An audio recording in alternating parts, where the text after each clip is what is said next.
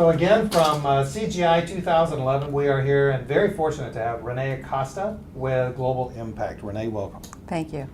Global Impact is something that when somebody asks me what Global Impact is, I go real quickly to it's kind of like a united way for global giving. Is that close? That's close. Our focus is international relief and development, and we actually prefer to be described as an aggregator of funds, in the sense that there are tremendous needs out there, they're worldwide, and often partnerships and alliances are the way to get it done. We recognize that the money we raise might be 1 or 2% or maybe 7% of the total amount needed to accomplish whatever is desired to be accomplished. But it's money that's available for match. It's money that's available to maybe pay for something that isn't funded as readily. So everyone, corporate, individuals, everyone wants to buy the school books for the child to go to school. But it's really hard to think about the shoes the child needs to wear in order to walk to school, because they might be walking 7 or 8 kilometers. Personal infrastructure. Yes, exactly. And so we like to look at our money as just that it'll make the difference. It may be a small difference, but it will make the difference, and that takes aggregation. So when I'm hearing aggregation, that is where you group a lot of different groups together and their money together to go and attack, if you will, social ills in the developing world. Yes, and the other unique attribute is we are not deciding which well to dig in which village. Again, because we recognize the value of our money and the percent of the total amount needed that we're able to contribute. So what we're aggregating is donors. So I always say everybody's $100 earned the hard way every single year, and we can aggregate that and pay for a heck of a lot of program, $108 million worth of program. Wow, and I think over the life of the organization, you've raised now over $1 billion. Yes, wow, we have. That's amazing. That's amazing. Yes, we have. But even though you may not decide, where to dig the well, yes, you probably have a pretty good handle on what the most demands are from around the world. Yes, what we do at the end of each year, and it's like retrospectively, and then it sets strategic goals for the future, is we like our money to be represented throughout the developing world and on what I call the continuum of care. So we would like to see, of course, disaster relief, but we also want to see sustainable programs are funded as well, things that may make the difference in a lifetime. One of the well-known facts, for example, in disaster response, is the giving's over in 7 days. The disaster hits, you look at day 7, maybe day 8, and the giving has stopped. And so, of course, all of us, me included, because I give to disasters as well, you just see this tremendous pent-up need. Well, one example might be the third largest moneymaker in organized crime is trafficking, human trafficking, child trafficking. If it's the third largest moneymaker, it's very well organized. And it moves fast, and those children are never seen again. Maybe there should be a safe child center where some time is spent, funded, of course it would need to be funded. It's a result of a disaster, but it's got a longer term implication. And so maybe a safe child center gets funded for 3 months or 6 months with open access, when everyone can sort out what it might take to be sure that a nephew is going with an aunt if the parents are deceased, or whatever the best solution may be. A lot of people will ask, and they will ask every single time that they hear about somebody who is focused on the globe from the United States is, well, we have a lot of problems here. Why not here? Right. We do have a lot of problems here. And I have a little bit of an unusual answer for that. Everyone in the United States who wants to own a refrigerator owns one. Right? If we wish to continue our lifestyle, we need to do everything we can to create greater markets worldwide so we produce more consumers who can raise the lifestyle across the globe. And in order to produce consumers, one, you have to keep children alive till the age of 5. You have to educate these children, and you have to provide work opportunity and job training. And so to isolate ourselves, and we certainly do have problems. I don't know a family that hasn't been victimized. I mean, we're all touched. And need, I've come to believe, need is very relative. You're sounding less like charity.org, which is your website, yes. and more like a business person. Is there a business application to what you do? Yes, and the reason is I was raised by a family that owned its own business. And that business was often on the dining room table. And we were all expected to be aware of pricing, of cost, of profitability. We run Global Impact with a profit motive. And our profit is 93%, and who wouldn't kill for that? Wow, that's Yeah. for sure. Wow, I think it's time for you to put you in charge of some financial program for the government. But you also talked about partnerships. Yes. And so many of your partnerships, in fact, probably most of your partnerships are with for-profit entities. Yes. How does this all work together with you in the charitable business? Sure. And them being for-profit? Sure. So a number of years ago, maybe 10, maybe 12 years ago, I got to thinking about a certain aspect of our world. And it used to be very clear that 3 different sectors had a role. There was the role of government, the role of private industry, and the role of humanitarian charitable NGO world. And they were very clear and they were very distinct. And so the role of government is infrastructure and I'm oversimplifying, but infrastructure and education and equal availability of necessary services, hospital care, things like that. The role of charity, humanitarian, was to help lift all boats on a rising tide, meet those unmet needs, make sure that there was necessary caloric intake for everyone. And the role of the private sector is to create an economy which makes the other 2 possible. Yeah. And so as I kind of broke it down into that triad, it made it very clear to me what our role could be and that we couldn't do it alone. And so the only idea I could come up with was really, how do we partner and how do we form strategic alliances? And so one of the, in my, I don't know what, thousands, hundreds of meetings with individuals in all sectors, I would pose the question, what's your responsibility? What aspect do you want to contribute? How can you contribute? What can you contribute? Well, how could we do this together? What are the various aspects we bring to the table? And so that turns into what we now call our strategic alliances or our partnerships. And I think a classic example is, it's a couple years old now, but we formed an alliance called the Lebanon Partnership.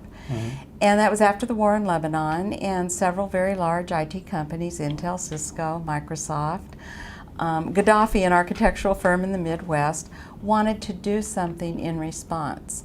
Now, they made my job a lot easier because they knew where and they knew generally what.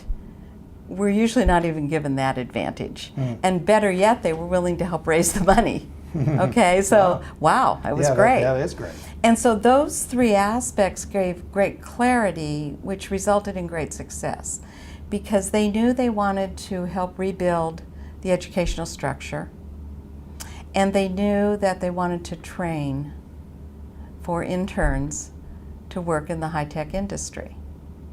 And the aspect, the humanitarian aspect they brought to the table is, we're not going to train them and bring them to the US and have them work in Silicon Valley. The idea is to train, have them working in Lebanon and helping to build the economy and the infrastructure where the need is greatest at that particular time. So when I looked, and of course government played a role, the Department of State was involved, and there's permissions, and there's lots of political aspects that come to play as well. But if you look at that sort of partnership, and then you look at what happened, and it was so successful, the corporations went a second round. Well, got to ask you this touchy question. Please. And with Rainmakers, of course, we're talking with people all around the world. Yes. There's so much there is a focus on women and girls. Yes. In what we particularly found in low and middle income countries, women and girls are often treated as second-class citizens. Yes. But when you educate them and make them economic powers, Yes. then there's culture change. Yes. Significant culture change, which isn't easy. Have you found that? I mean, are we on the right track when I say that, or am I just completely wrong? I believe we're on the right track. I have the great good fortune of being raised in a family of only brothers. I grew up in a time, post-World War II, where my classes were 40 kids, and there'd be like 6 girls. Oh. I mean, so anything you wanted to do, right? It required intergender, activity because there just weren't enough girls, around. And I didn't come to appreciate this till quite recently. And I competed athletically, I played sports, I learned so much from that experience, which girls didn't have in my generation as much. So you learn, you leave it on the field, you get mad, when it's over, you win, you lose, you go back for another day, you do all those things. So I had that great good fortune to bring to the table. And when I look at it, let's talk about Bahrain. I think that would be a good example, and maybe a little more neutral example than some we could think of, a little more unusual. So Bahrain has begun in the last few years, I have to check my facts on that, but in the last few years really put an emphasis on educating women. The reason is they're out of oil. They need the other half of their workforce. Oh. It's a very practical, pragmatic decision with a very positive outcome. And what I like to do is break things down to the lowest common denominator, figure out the point of departure, the place to start, and let's build from that. Okay. Let's talk a little bit about NGO Partners. Sure. What do you expect out of them? With our NGO partners, and we're presently funding through Global Impact for International Relief and Development, we fund nearly 60 NGO partners. We have an established set of criteria, and we recertify each and every year. One of the distinct characteristics is that we are actually certifying the organization.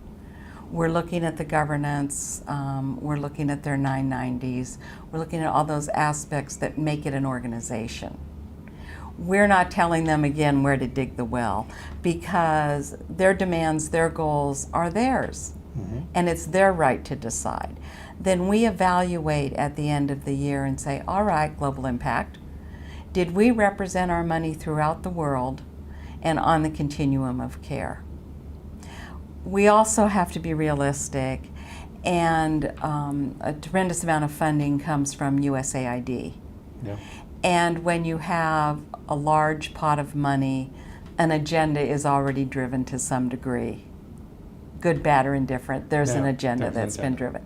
So what could happen is USAID may fund the refugee camp, and Global Impact's money may fund the school at the refugee camp, or the malaria hospital. And the greatest success story I ever witnessed was a refugee camp of 86,000 people with a malaria hospital that was empty.